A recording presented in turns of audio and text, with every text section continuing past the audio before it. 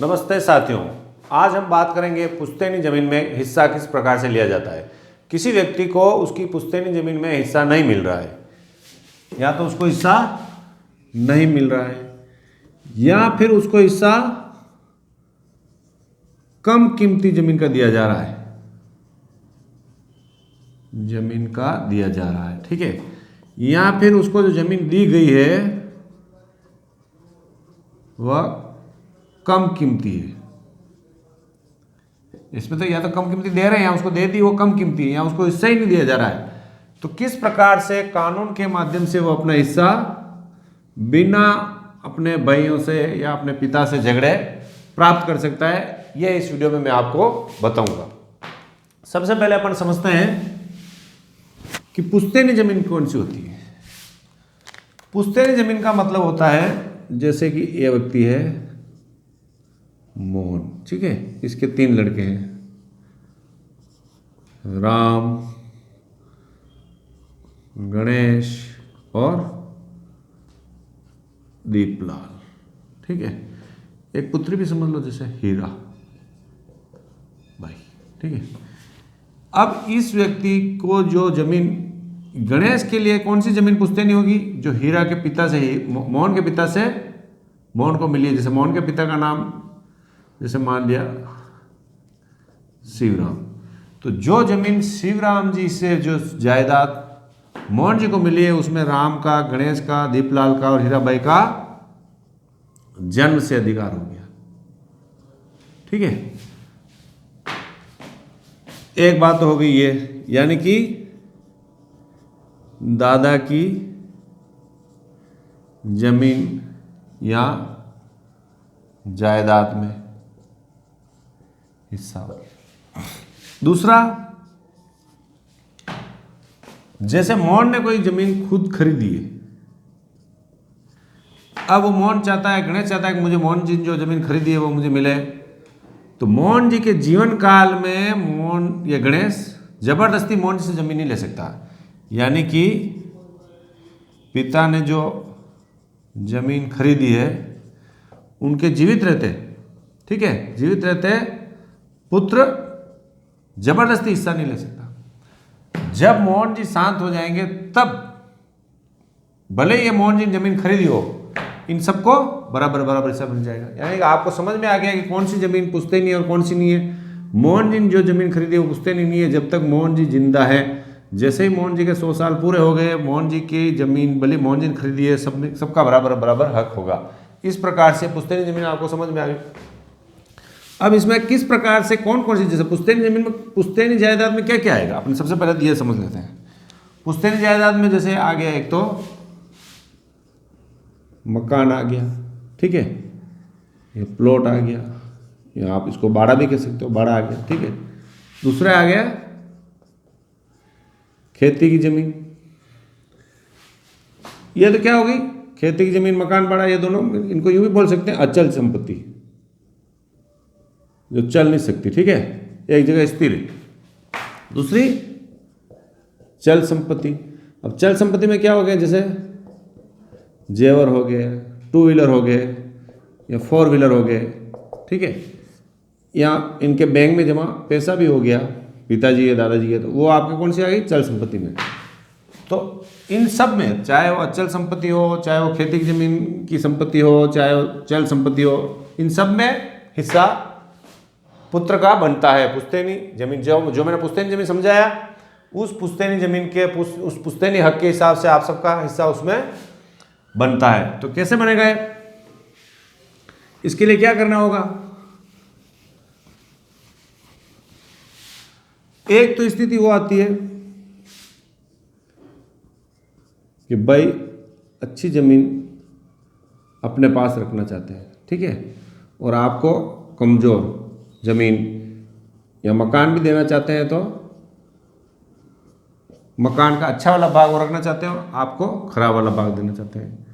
या जमीन है, तो जमीन में भी गांव के पास वाली या नुक्कड़ की जमीन है वो अपने पास रखना चाहते हैं और आपको कम कीमत की जमीन या मकान देना चाहते हैं। और आप चाहते हो कि नहीं, जमीन या जो भी संपत्ति है वो वैल्यूएशन के हिसाब से, वैल्यूएशन, वैल्यूएशन मतलब कीमत, कीमत के हिसाब से आपको वो मिले, मगर भाई देने को तैयार नहीं है, या आपके पिताजी भी देने को तैयार नहीं। मान लो पिताजी जिंदा है, वो कहते हैं नहीं दूंगा मैं तो, मगर दादाजी की जब संपत्ति अगर पिताजी के पास आई है तो पिताजी के जीवन काल में भी आप आपका हक ले सकते हैं।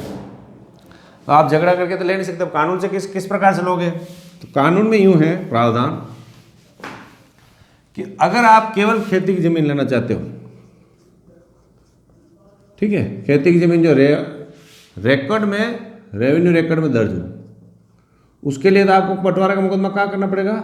एसडीओ कोर्ट में।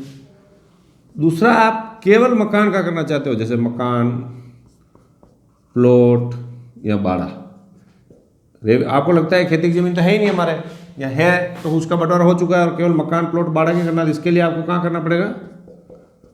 सिविल कोर्ट में, ठीक है। आपको लगता है नहीं हमारे तो खेती की जमीन का भी और मकान सबका एक साथ बंटवारा करना है, दोनों को एक साथ आप बंटवारा करना चाहते हो तो आपको एक ही कोर्ट में जाना पड़ेगा। ऐसा नहीं कि आपको खेती के लिए, जमीन के लिए एसडीओ कोर्ट में जाना और मकान बाड़े के लिए सिविल कोर्ट में जाना, ऐसा नहीं हो। दोनों को मिला, अगर दोनों एक साथ करना चाहते हो तो दोनों के लिए आपको सिविल कोर्ट में आप मुकदमा पेश कर सकते हो। इसके लिए क्या क्या जरूरत पड़ेगी? सबसे पहले सिविल कोर्ट में मुकदमा कर दें तो जो संपत्ति आप बंटवारा करना चाहते हो उसके दस्तावेज, जैसे मकान का करना चाहते हो तो मकान का पट्टा। अब प्रैक्टिकल दिक्कत ये आती है कि सर पट्टा तो है ही नहीं, मकान ही है, कोई बात नहीं, उसके पड़ोस ले लो। मगर कोर्ट में फिर कोई दूसरा है नहीं बोलना चाहिए कि साहब ये मकान तो मेरा है, वो पट्टा ले आएगा तो आपका मामला खत्म। तो पड़ोस लिख दो, पट्टा हो गया तो ठीक है। दूसरा, जमीन है खेती की, उसके खाते की नकल। फिर जो जैसे मैंने बोला कि जेवर गाड़ी है, 2 व्हीलर 4 व्हीलर, तो उसकी आरसी की कॉपी। आरसी ओरिजिनल तो आपको देंगे नहीं, आप कॉपी भी लगा सकते हो। बैंक में कुछ पैसा जमा है तो बैंक की पासबुक। सर पासबुक तो देंगे नहीं, कोई बात नहीं, जिस बैंक में खाता है उस बैंक का खाता भी आप, जिस किसी बैंक का खाता है उस बैंक के खाते का वर्णन आप कर सकते हो और बता सकते हो कि उसमें अप्रोक्सीमेटली इतना पैसा जमा है, क्योंकि हो सकता है उनके पास और आप देना नहीं चाहे। ये आपके दस्तावेज हो गए। फिर क्या करना है? सिविल कोर्ट में जाना है मुकदमा। सिविल कोर्ट में क्या लिखना है? सबसे पहले सेवा में श्रीमान सिविल न्यायाधीश, ठीक है। जैसे मैं उदयपुर से हूँ तो उदयपुर।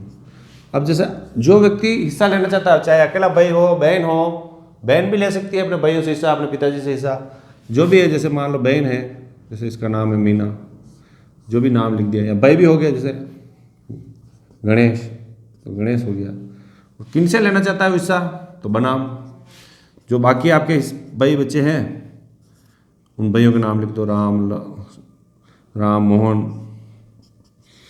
और आपके पिताजी भी हैं, अगर पिताजी जिंदा है और उन्होंने देना चाहते हैं, पूछते जमीन है, तो पिताजी का नाम भी लिख दो यहाँ पे।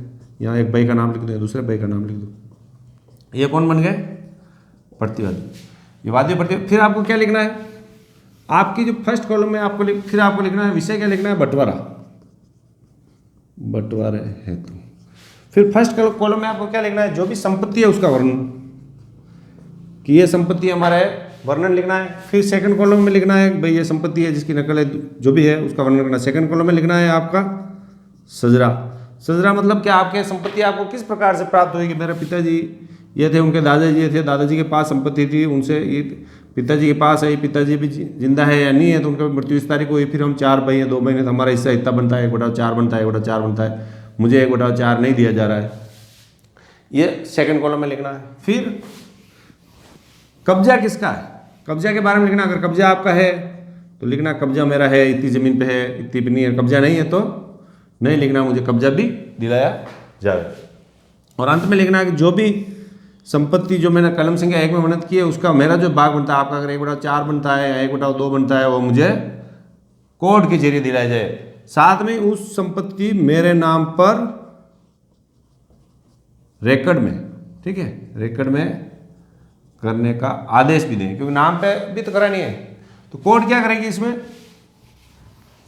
जैसे आपने दावा पेश किया, कोर्ट क्या करेगी? सामने वाले को बुलाएगी।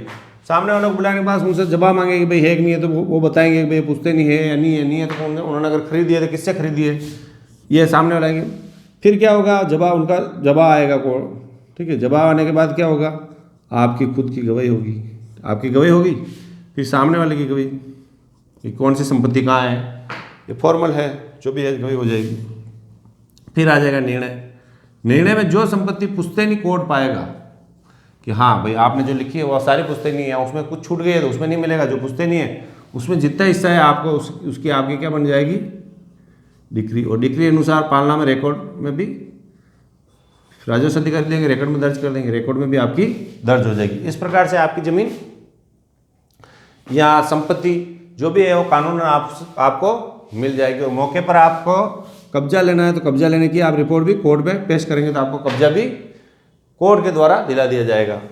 तो ये जो इस वीडियो में मैंने जो बताया उसमें क्या है कि मकान का या प्लॉट का या रेवेन्यू की ज़मीन है उन सबका एक साथ कर रहे हैं तो इस सिविल अदालत में जाना है। इसमें आपको कुछ कोर्ट फीस भी भरनी पड़ेगी। ये अलग अलग राज्यों में अलग अलग है।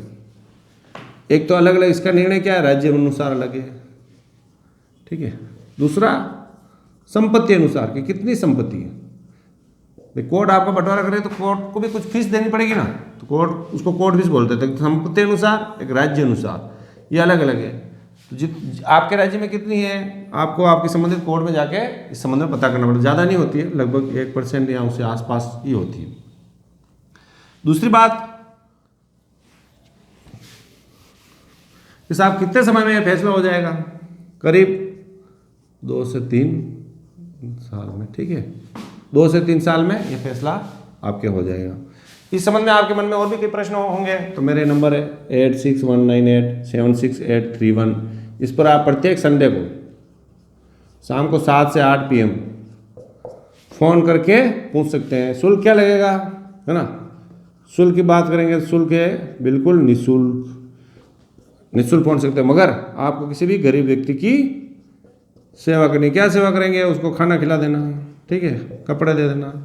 फ़ोन करने से पहले ये जरूर करना, बाकी काम होगा नहीं। अर्जेंट सर बात करनी है मुझे आपसे, तो अर्जेंट बात करनी है इस नंबर पे व्हाट्सअप कॉल कर सकते हो। मगर व्हाट्सअप कॉल आपको नहीं करना, आपको क्या करना है, आपके पास जो गौशाला है वहाँ पर आपको कम से कम 500 रुपये, ज़्यादा आपकी इच्छा हो उतनी आप उठा सकते हो। 500 रुपये किसी डाल के मेरे इस पर व्हाट्सअप पर भेज देना, मैं अपनी तरफ से आपको कॉल करूँगा।